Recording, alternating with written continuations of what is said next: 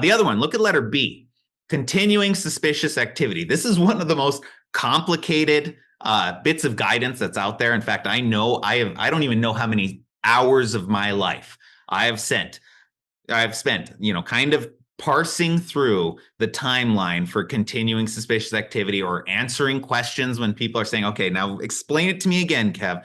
There's the 30-day time, and then there's the 90-day window, and then there's the 30 days afterwards. And, well, what happens if we, see this activity and it's within that 30 days after the 90 days? And people were like tying themselves up in knots trying to figure out how exactly this works in the real world.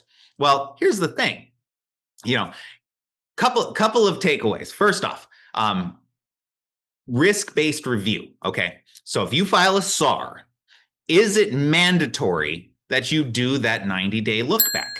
Okay, the answer is no. You do this on a risk basis. Okay, just because you filed a SAR, you should not be cited because you don't have a documented 90-day look back where you go through and you say, okay, we filed the SAR, we looked at the 90-day period afterwards, we didn't see anything else, and so we didn't file that SAR. The problem was examiners were going through and looking at SAR documentation in financial institutions, and they were citing banks because it's like, well, look here, you had 4 SARs in the last quarter or whatever that you don't have documentation of your 90-day look back after you filed that SAR. So we're going to cite you for that.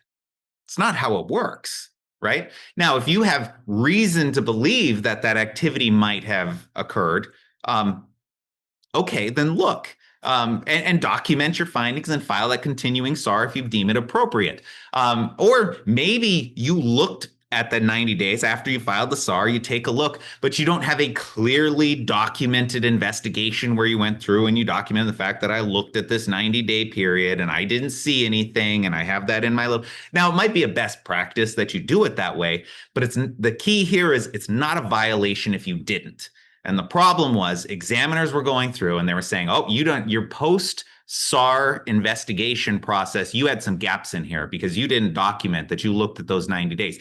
Even when BSA officers were saying, no, I looked at those 90 days, there was nothing there. And they were being cited for not documenting that step. So keep in mind, you have some flexibility. That's not how this was supposed to work. You can conduct a risk-based review. That 90, 120-day cadence that is in the guidance, that's not mandatory, right? They shouldn't be going through and counting up, okay, 30 days, and then you got the 90 days, and then you got if you are out of that cadence, that is not a violation, okay? There's guidance out there that says if you want to, you can do it this way. 30 days, 90 days, 30 days. File your SAR. If you want to file as few SARs in the course of a year, that's the way to do it. Okay.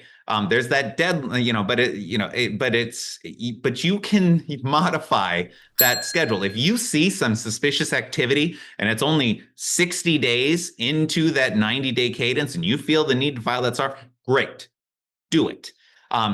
What happens if it's outside of the 90 days? Okay, well, then don't file a continuing activity SAR. Maybe you just file a new SAR about that activity. You have some flexibility to do it. That guidance was never intended to make this as complicated as our industry has made it, mostly because of auditors and examiners reading that guidance and then holding our feet to the fire to match up exactly what the guidance says. Okay, that's not a violation.